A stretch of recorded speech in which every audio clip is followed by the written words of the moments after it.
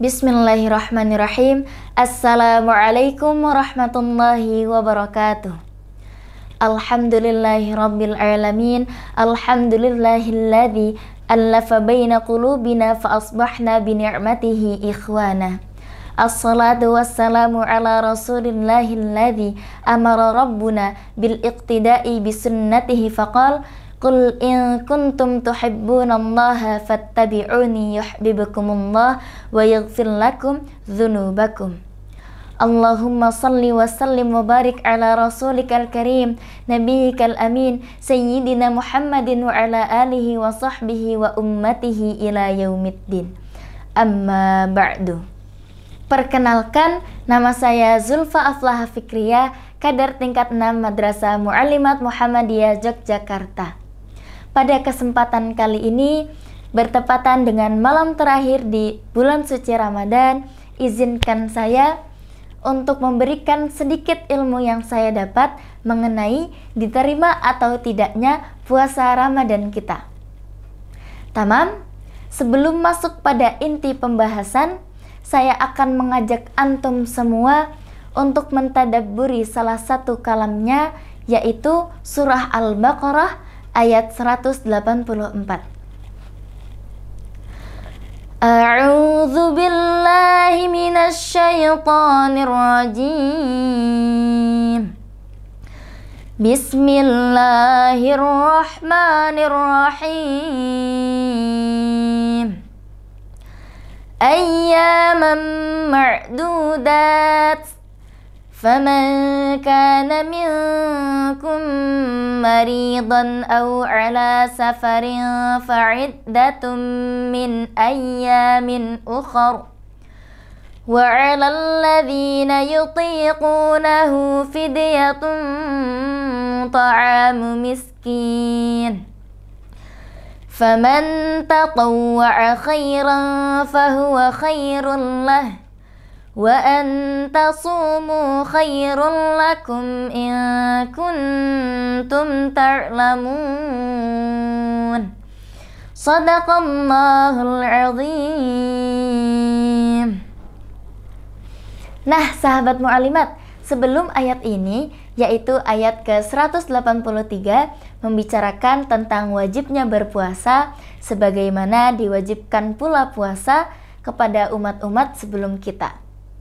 Sebelumnya, saya akan menjelaskan sedikit tentang kaidah bahasa Arab. Jadi dalam bahasa Arab ada yang namanya mufrad, musanna, dan jamak. Mufrad untuk bilangan satu atau tunggal, musanna untuk bilangan dua, dan jamak untuk bilangan tiga dan seterusnya. Nah, dalam jamak ini ada beberapa macam.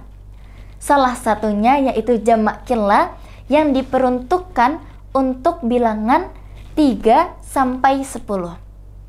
Nah, kalau kita perhatikan dalam ayat ini terdapat kata ayyamam ma'dudats yang di belakangnya ada huruf alif dan ta, yang mana alif dan ta ini merupakan tanda dari bentuk jamak qillah atau jamak yang sedikit.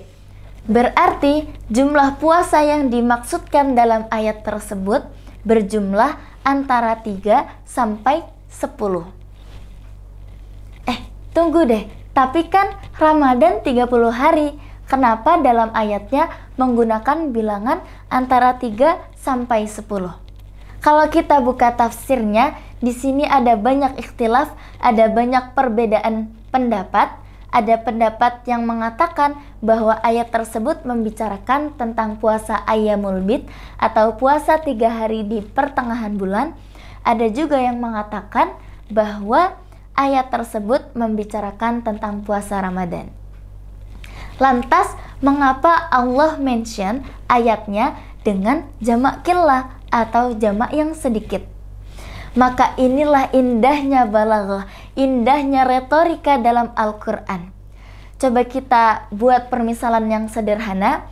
Kita bayangkan kita masih duduk di bangku sekolah, kemudian guru kita masuk ke dalam kelas dan mengiklan bahwa hari ini ada ujian. Kemudian kita bertanya kepada guru tersebut, ada berapa Bu soal ujiannya? Kemudian guru itu menjawab, ada 30 soal nak. Mungkin mayoritas dari kita akan langsung mengeluh, negative thinking, akan berpikiran, bisa nggak ya kita menyelesaikan soal sebanyak itu? Kayaknya nggak bisa deh, kebanyakan ini mah.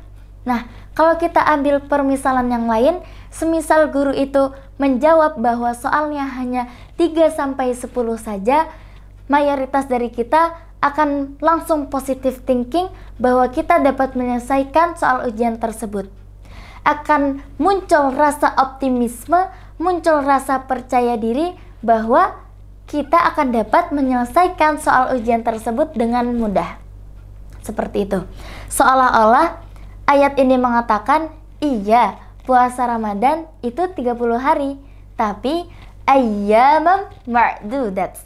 Itu hanya beberapa hari aja kok. Allah ingin meyakinkan kita bahwa kita pasti akan dapat melaluinya dengan baik. Terbukti bukan? Hari ini adalah hari terakhir puasa Ramadan dan alhamdulillah kita sanggup menyelesaikannya. Taman, masuk kepada inti pembahasan kita kali ini. Bagaimana cara kita mengetahui apakah puasa kita diterima atau tidak oleh Allah Subhanahu wa taala? Di sini saya akan menyampaikan 2 poin terkait hal tersebut. Poin pertama, ciri-ciri orang yang puasanya diterima oleh Allah Subhanahu wa taala, ia akan mendapatkan hidayah yang mengantarkan dia kepada meningkatnya ketakwaan. Hal ini disebutkan dalam Al-Qur'an surah Al-Baqarah ayat 2 yang berbunyi, "Dzalikal kitabu la raiba fih hudan lil muttaqin." Hudan artinya petunjuk, lil muttaqin artinya untuk orang-orang yang bertakwa. Nah, apa sih ciri-ciri orang yang mendapat hudan atau petunjuk ini? Hal ini dijelaskan dalam ayat selanjutnya, yaitu surah Al-Baqarah ayat 3-5 yang berbunyi, Bismillahirrahmanirrahim. Alladzina yu'minuna bil ghaibi wa yuqimuna as-salata wa mimma razaqnahum yunfiqun. Walladzina yu'minuna bima unzila ilaika wa ma unzila min qablik wa bil akhirati hum yuqinun. Ulaika ala hudam mir rabbihim wa ulaika humul muflihun.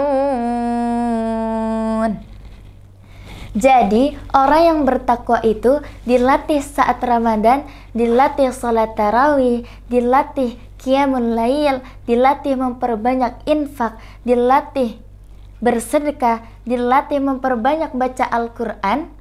Ketika ia sukses melakukan itu semua, kata Allah, maka antum akan lihat bentuknya dalam bahasa Arab, yaitu fi'il mudhari, yang artinya sekarang dan yang akan datang atau berkelanjutan.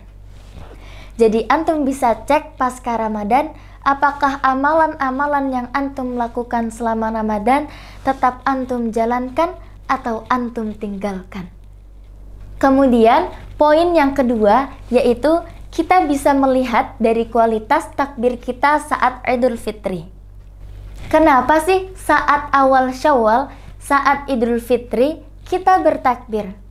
Disebutkan dalam surah Al-Baqarah ayat 185 yang berbunyi, "Walitukabbirullaha 'ala ma hadakum wa la'allakum tashkurun." Walitukabbirullaha, dan mengagungkan Allah, 'ala ma hadakum, atas petunjuknya yang diberikan kepadamu, wa la'allakum, agar kamu tashkurun, bersyukur. Jadi, kenapa kalian bertakbir? Kata Allah, kalian ini bertakbir lisannya, bukan cuma lisannya, tapi meresap dalam jiwanya karena bersyukur kepada Allah. Dilatih saat puasa sehingga diberi hidayah agar menjadi orang yang bertakwa. Jadi nanti akan kelihatan takbir orang yang berubah setelah Ramadan dengan takbir orang yang hanya ikut-ikutan menahan lapar dan dahaga. Allahu Akbar, Allahu Akbar. Itulah ciri-ciri orang yang takbirnya hanya ikut-ikutan menahan lapar dan dahaga.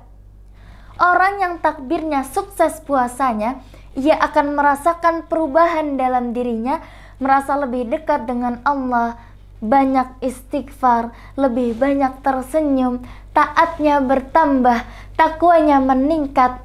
Maka ia bertakbir karena bersyukur telah berubah keadaannya. Ia bertakbir karena senang telah berubah keadaannya. Allahu Akbar, Allahu Akbar. Itulah walitukabbirullaha ala ma hadakum wa la'allakum tashkurun. Sekian dari saya, semoga sedikit ilmu yang saya berikan dapat bermanfaat untuk saya dan untuk antum semuanya. Dan semoga habit-habit baik yang telah terbentuk selama Ramadan akan tetap kita jalankan sampai kita kembali kepada Allah Subhanahu wa ta'ala. Syukran wa qulil haqqu min rabbikum fastabiqul khairat. Wassalamualaikum warahmatullahi wabarakatuh.